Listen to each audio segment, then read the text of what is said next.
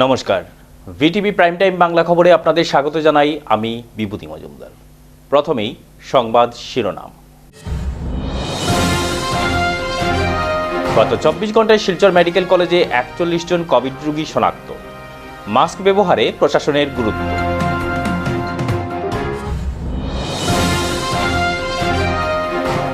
বাড়ছে বরাকের জল, বুধবার পৌঁছালো বিপদসীমায়।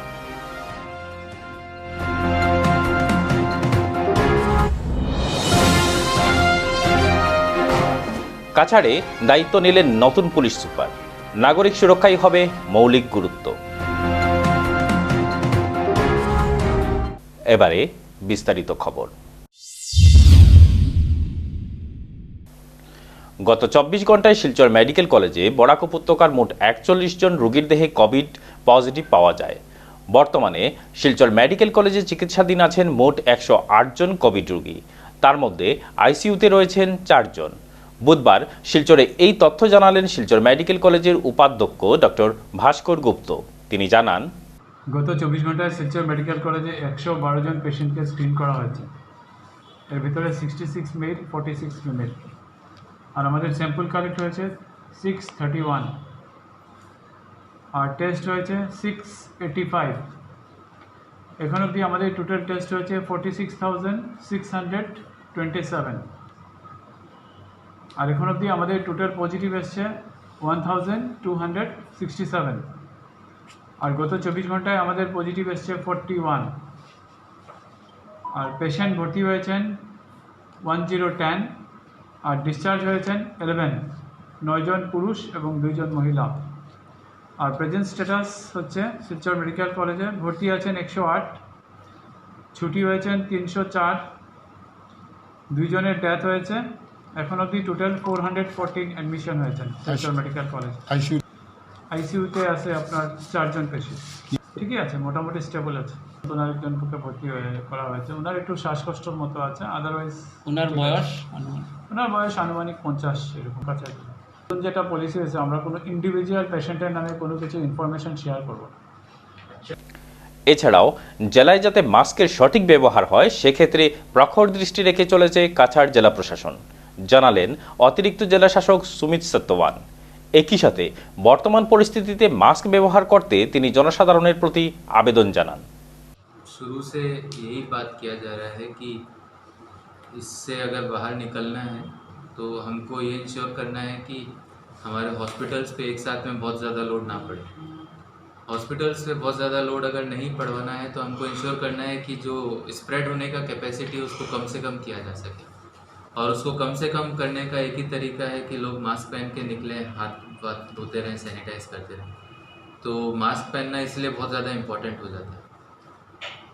इसीलिए हमने काफ़ी आप लोगों से फीडबैक जब मिला, जितनी बार भी हम लोग मिले हैं पिछले हफ्ते में, आप लोग भी डीसी मैडम से जब मिले हैं, आप लोग का एक मेजर फीडबैक ये रहा है कि मास्क उतना प्रॉपर्ली इम्प्लीमेंट नहीं हो रहा है। तो based upon your recommendations and other parallel information जो भी मिल रहा है, ये हफ्ता 10 दिन पहले जो एक मेजर ड्राइव स्टार्ट किया गया था, उसके बाद से रेगुलर हो रखा है। एरियाज़ में डिवाइड किया गया है, कौन से मजिस्ट्रेट्स कौन सा एरिया देखेंगे, और पुलिस और पैरामिलिट्री फोर्सेस का इसमें हेल्प लिया जा रहा है। और कितना रेवेन्यू या कितने केसेस हमने पकड़े हैं वो हम देख लेंगे, that is a changing figure. But अभी आप देखेंगे कि लास्ट 10 डेज़ में एटलीस्ट टाउन एरिया में थोड़ा सा बिहेवियरल चेंज आया है। तो बेसिक 2 चीज़ें हो जाती हैं। एक तो देखिए, अब माइंडसेट लोगों को चेंज करने का टाइम आ गया है। कल भी डॉक्टर गुप्ता ने आप लोग को बताया था कि वायरस जो है वो अब और शक्तिशाली शायद हो रहा है। और पहले हमारे पास में केसेस आते थे, सब एसिम्प्टोमेटिक होता था, किसी को कुछ खांसी जुकाम कुछ भी नहीं है, हॉस्पिटल गए, डिस्चार्ज हुए, घर आ गए। बट अब ऐसा नहीं है। अब ऐसा स्ट्रेन मिल रहा है कि वो लोग को बुखार, खांसी, सांस लेने में तकलीफ, लोग वेंटिलेटर पे जा रहे हैं, ठीक होके फिर वापस उनको आइसोलेशन में रखना पड़ा। तो ट्रीटमेंट अब ज़्यादा जटिल होता जा रहा है। तो ऐसे में आपको ये, और काफ़ी सारे केसेस ऐसे भी निकल के आ रहे हैं जिसमें कि हमको हिस्ट्री नहीं मिला, या ATS भी हमारा टारगेटेड सर्वेलेंस में हम लोग उनको ढूंढे, कई ऐसे केसेस निकले। तो उसकी वजह से अब चिंता करना चाहिए लोगों को ही। अगर बाजार में आप खुलेआम बिना मास्क पहन के घूमते हैं तो साइकोलॉजी लोगों में भी आता है कि सब कुछ ठीक हो गया, शायद मास्क नहीं पहन के घूम रहे। बट आपको जो आज का सिचुएशन है, आपको ये मान के चलना चाहिए कि हर व्यक्ति को कोरोना है। यदि आप बचना चाहते हैं तो आपको शकी होना पड़ेगा। आपको ये मान के चलना पड़ेगा कि आपकी माताजी, पिताजी, बहन जी, भाई, अंकल, दादा, बाहर से कोई भी आ रहा है, कोई बाहर से नहीं आ रहा है, बाहर से जो सब्जी आ रही है, सब में कोरोना। इस लेवल पे जब सनक चढ़ेगी तो आप आपको और अपने परिवार को बचा सकते हैं।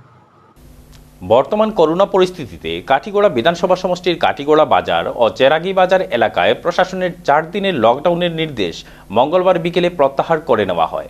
কাঠিগড়া চক্র আধিকারিক এক নির্দেশে মঙ্গলবার বিকেলে পূর্ববর্তী লকডাউনের নির্দেশকে প্রত্যাহার করে নেন। ফলে বুধবার সকাল থেকেই মূল ছন্দে দেখা গেল দুই বাজার এলাকা। বুধবার সকাল থেকেই সামান্যভাবেই খোলা ছিল বাজারহাট তথা দোকানপাট। কাঠিগড়া থেকে ভিটিভি প্রতিনিধি সানু চৌধুরীর রিপোর্ট।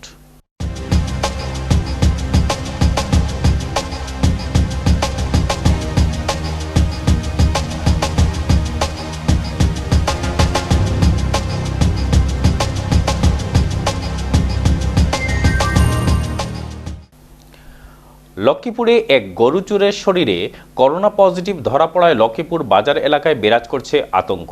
বিশেষ করে মঙ্গলবার লক্ষ্মীপুর থানার পুলিশকর্মী সহ লালপানি বিডিপির কয়েকজন সদস্যের সোয়াব টেস্ট করা হয়।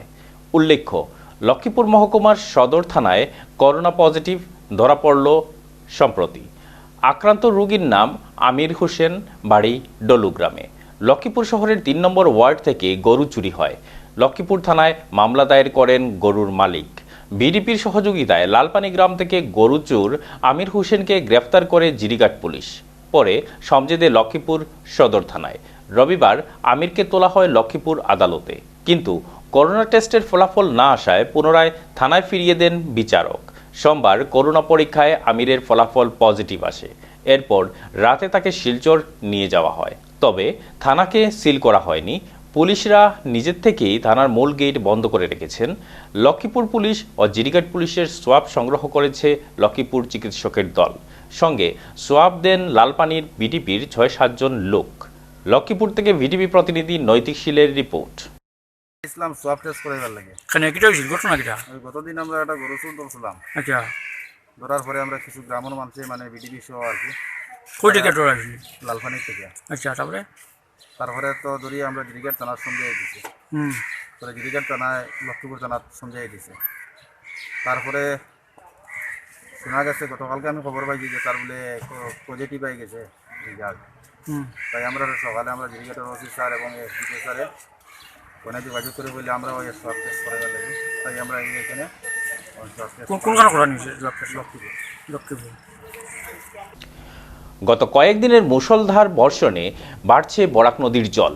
শিলচর অন্নপূর্ণা ঘাটে বরাক নদীর বিপদসীমা 19.83 মিটার। বুধবার বরাক নদীর জল এই বিপদসীমা স্পর্শ করে। যদিও এই মুহূর্তে জেলার বন্যার কোনো সংকেত দেখা দেয়নি, তবে বরাকের জল বিপদসীমা স্পর্শ করায় জনমনে কিছুটা শঙ্কা দেখা দেয়।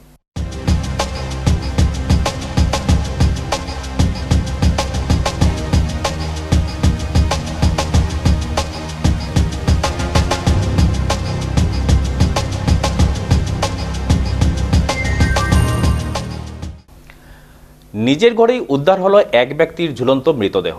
ঘটনাটি ঘটেছে উদারবন থানার অন্তর্গত নগর এলাকায়। হত ব্যক্তি নগর লাইনেরই বাসিন্দা প্রয়াত ঝাড়িয়া উরাংয়ের ছেলে চারমান উরাং। ঘটনার বিবরণ দিতে গিয়ে চারমান উরাংয়ের স্ত্রী দুর্গা উরাং জানান তার স্বামী মস্তিষ্ক বিকৃত ছিল। মঙ্গলবার চারমান উরাং তার 8 বছর বয়সী এক মেয়েকে মারধর করে।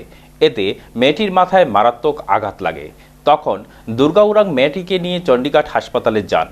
এদিন রাতে মেয়েকে নিয়ে চণ্ডীঘাট হাসপাতালেই ছিলেন তিনি। বুধবার সকালে হাসপাতাল থেকে ঘরে ফিরে চারমান উরাংকে রান্নাঘরে ঝুলন্ত অবস্থায় দেখতে পান তিনি। তখন চিৎকার চেঁচামেচি শুরু করলে ছুটে আসেন প্রতিবেশীরা। খবর পেয়ে ঘটনাস্থলে ছুটে যায় উদারবন পুলিশ। তারা গিয়ে মৃতদেহটি উদ্ধার করে থানায় নিয়ে আসে। পরে ময়নাতদন্তের জন্য মৃতদেহটি শিলচর মেডিকেল কলেজে পাঠিয়ে দেওয়া হয়। উদারবন থেকে ভিটিভি প্রতিনিধি নঈম হোসেন বড়বুইয়ার রিপোর্ট। মাথার দোষ আছে নাকি তা মাথার কিছু দোষ নেই হ্যাঁ মাথা তো কেরা এক মানে ও তারপরে কিটা হয়েছে সেটা হইব কালকে বাচ্চারা মারছে হ্যাঁ। আর এটা রায়া মারছে মতন মুগুরে বাচ্চারা ফালাই দিয়েছে পরে আমি যাইয়া করতে ছুটাইয়া বাচ্চারা লইয়া ভাগছি ভাগা বাচ্চারা কইছি মানুষ তারা যে আমার গাড়ি দিয়েছে খালি মেলাই ডাক্তার ব্যান্ডেজ দেওয়াইছি আর ওষুধ কোনো খাওয়াইছি না কালকে গেছি না রাত্রে আমি ঘরে আর রাত্রে এরকম করছে আর আমি আজকে সকালে দেখছি যে এরকম হয়েছে শ্রীকুনা মোহনপুর সড়ক সংস্কারের দাবিতে সারা ভারত কৃষক সভার শালচাপড়া ও তাপাং আঞ্চলিক কমিটি মঙ্গলবার প্রতিবাদ কার্যসূচি পালন করে কমিটির পক্ষ থেকে মঙ্গলবার কমিটির কর্মকর্তারা শ্রীকুনা থানার সামনে এই প্রতিবাদী কার্যসূচি পালন করেন পরে এই ব্যাপারে কৃষক সভার কর্মকর্তারা জানান আমরা আজকে সারা ভারত কৃষক সভা শালচাপড়া তাফাং ব্লক আঞ্চলিক কমিটির পক্ষ থেকে এখানে প্রতিবাদ কর্মসূচি পালন করছি এত প্রায় 10 থেকে 11 বছর হচ্ছে এই রাস্তার কোনো সংস্কার হচ্ছে না আমরা যেটা লক্ষ্য করছি এখানকার এলাকা থেকে প্রতিনিয়ত প্রতিনিধি নির্বাচিত হয়ে যাচ্ছে এবং নির্বাচনের সময় যে প্রতিশ্রুতি দিয়েছিল সেই প্রতিশ্রুতি আজ মিথ্যা প্রমাণিত হয়েছে এখানকার শ্রীকুনা টু মোহনপুর প্রায় 1 লক্ষাধিক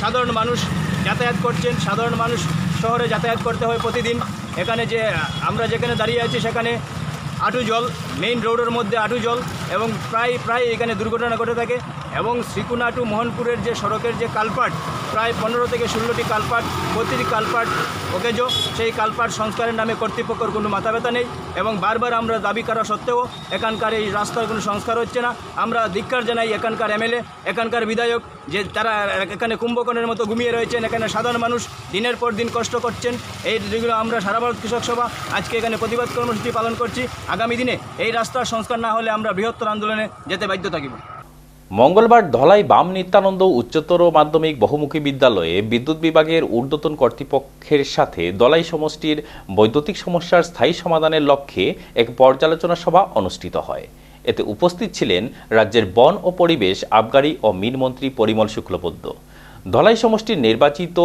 জিপি সভাপতি আঞ্চলিক পঞ্চায়েত সদস্য সহ বিজেপির মণ্ডল স্তরের কর্মকর্তাদের নিয়ে বৈঠকে মিলিত হন তিনি মন্ত্রী পরিমল শুক্লবৈদ্য প্রতিটি জিপির পঞ্চায়েত প্রতিনিধি ও দলীয় কর্মকর্তাদের কাছ থেকে বৈদ্যুতিকরণ সম্বন্ধীয় বর্তমান স্থিতি জেনে নেন এবং আগামী রবিবারের মধ্যে গ্রামীণ এলাকায় অসম্পূর্ণ থাকা কাজের যাবতীয় তথ্য সংগ্রহ করে জিপি ভিত্তিক তালিকা তৈরি করে ওনার হাতে পৌঁছে দেওয়ার নির্দেশ দেন এদিনের এই বৈঠকে অন্যান্যদের মধ্যে উপস্থিত ছিলেন এপিডিসিএল এর general manager Krishnendu Nath AGM Arijit Das DGM Daniel Anglang Dhalai মধ্য জেলা পরিষদ সদস্য শশাঙ্কচন্দ্র পাল সোনাই ইলেকট্রিক্যাল সাবডিভিশনের SDO DS Rangpi junior engineer Tushar Mondal Narsingpur block আঞ্চলিক পঞ্চায়েত সভানেত্রী পম্পি নাথ চৌধুরী পূর্ব ধলাই জেলা পরিষদ সদস্য স্বপন কুমার দাস বিজেপি পালংঘাট মণ্ডল সভাপতি সৌমেন দাস মাতৃভূমি সামাজিক সংগঠন ধলাইয়ের সভাপতি বিজেপি নেতা শীতাংশু দাস বিজেপি নরসিংপুর মণ্ডলের 2 সাধারণ সম্পাদক যথাক্রমে কমলেশ দাস ও পৃথ্বীশচন্দ্র দাস সহসভাপতি খাইরুল আমিন লস্কর ও হিফজুর রহমান লস্কর নরসিংপুর ব্লক আঞ্চলিক পঞ্চায়েত সহসভাপতি অজয় কুমার দাস গোপী কিষানের ম্যানেজার সুধীর চাহারকার সহ অন্যান্যরা এই এখানে যদি লাইটটা জ্বলতে হয় ফ্যানটা চলতে হয় তাহলে কোনো জায়গা থেকে সাপ্লাই আসতে হবে যার জন্য আমরা আগে বলতাম যে লোডশেডিং এখনো বলি আমরা এরকম নয় যে সব ঠিক হয়ে গিয়েছে এরকম নয় সব আমরা করে নিতে পেরেছি লোডশেডিং এখনো আছে কিন্তু আপনারাই বলুন তো লোডশেডিংটা এখন আগের থেকে কমেছে যদি কমে থাকে হাত উঠান বুধবার শিলচরে দায়িত্ব গ্রহণ করলেন নতুন police super IPS Bhanwarlal Meena তিনি আইপিএস আসাম ক্যাডারের 2013 বেস থেকে নিযুক্তিপ্রাপ্ত সদিয়া থেকে বদল হয়ে তিনি শিলচর পুলিশ সুপারের দায়িত্ব গ্রহণ করেন বুধবার তিনি বিদায়ী পুলিশ সুপার মানবেন্দ্র রায়ের কাছ থেকে দায়িত্বভার সমঝে নেন পরে সাংবাদিকদের সাথে কথা বলতে গিয়ে জানান আইন শৃঙ্খলা ও জনসাধারণের রক্ষাই হবে তার মৌলিক লক্ষ্য তিনি বলেন और सिलचर के लिए मेरा पहला प्रायोरिटी लॉ एंड ऑर्डर रहेगा और पब्लिक की सेफ्टी एंड सिक्योरिटी वो फर्स्ट प्रायोरिटी रहेगी। শিলচর কালাইন সড়ক দীর্ঘদিন ধরে সংস্কারের অভাবে দুঃখছে। বর্তমানে সড়কের বিভিন্ন স্থানে পুকুরসম গর্তের সৃষ্টি, যানবাহন নিয়ে চলাচল করা দুষ্কর হয়ে পড়েছে। আসাম প্রদেশ কংগ্রেস কমিটির সদস্য নাহারুল ইসলাম লস্কর শীঘ্র শিলচর কালাইন সড়ক সংস্কারের দাবি জানান। তিনি বলেন, কিছুদিন পূর্বে 9 কোটি টাকা বরাদ্দ হলেও কাজের কাজ কিছুই হয়নি। আগামীতে সড়ক সংস্কার না হলে বৃহত্তর আন্দোলন গড়ে তোলার হুমকি দেন তিনি। বরখলা থেকে ভিটিভি প্রতিনিধি শিবির আহমেদ বড়বুইয়ার রিপোর্ট। এই শিলচর কালাইন সড়ক একমাত্র কাছাড়ের রাস্তা নয়, এটা সড়ক হলো মিজোরাম এবং মণিপুরের জন্য সংযুক্ত। মেঘালয় এটা গুয়াহাটি পর্যন্ত এটার যে লাইফ লাইন মিজোরাম মণিপুর বরাকলি, সেই রাস্তার যে এখন যে ভয়াবহ অবস্থা, এই মরশুমে যেগুলা বড় বড় গাড়ি এই রাস্তা দিয়ে চলাচল করে সেইগুলা হয় না। দিনে অন্যান্য দিনের মতো প্রত্যেক দিন এই রাস্তাতে একটা দুর্ঘটনা হয়।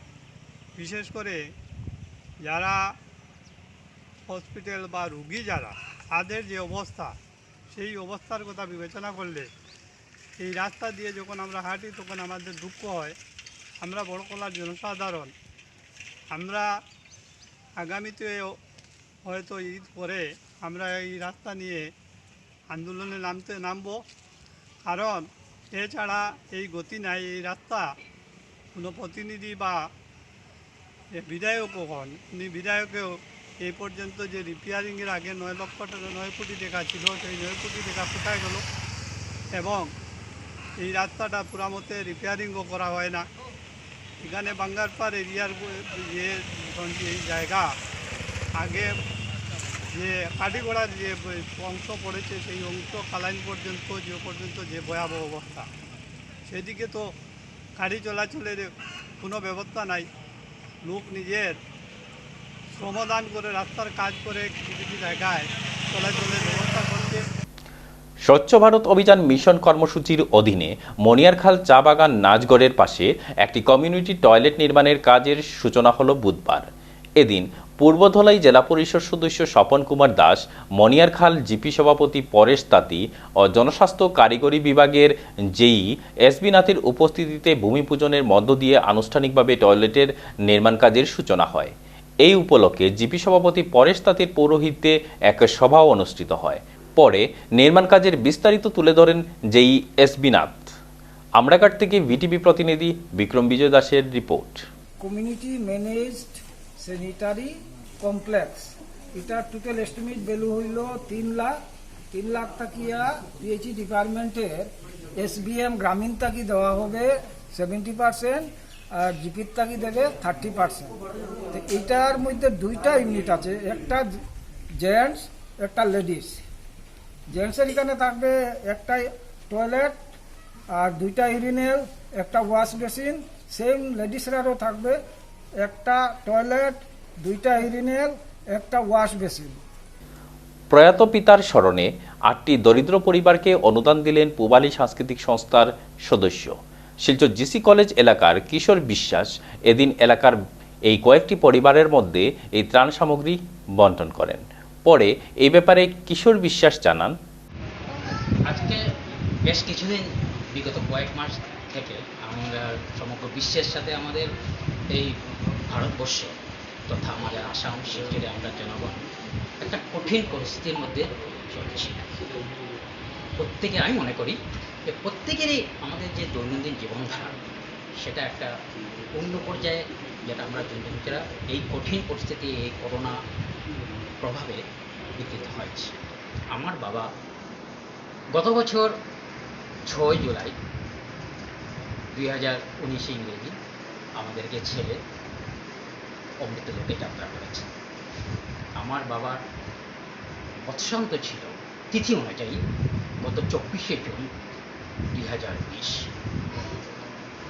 আমার বাবার স্মৃতি রক্ষার্থে আমি, আমার মা আসেননি, মা আমার সহধর্মিনী শ্রীমতী মধুমিতা বিশ্বাস এবং আমার বোন শ্রীমতী কবিতা দত্ত মজুমদার শিলিগুড়িতে থাকে, বাবার কাজের সময় ও আসতে পারে।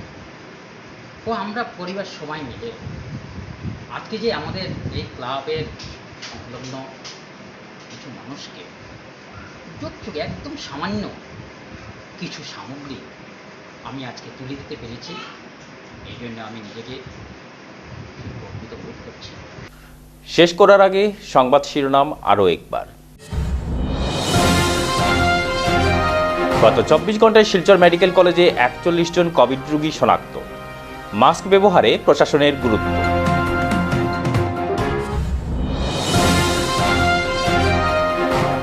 বাড়ছে বরাকের জল, বুধবার পৌঁছালো বিপদসীমায়।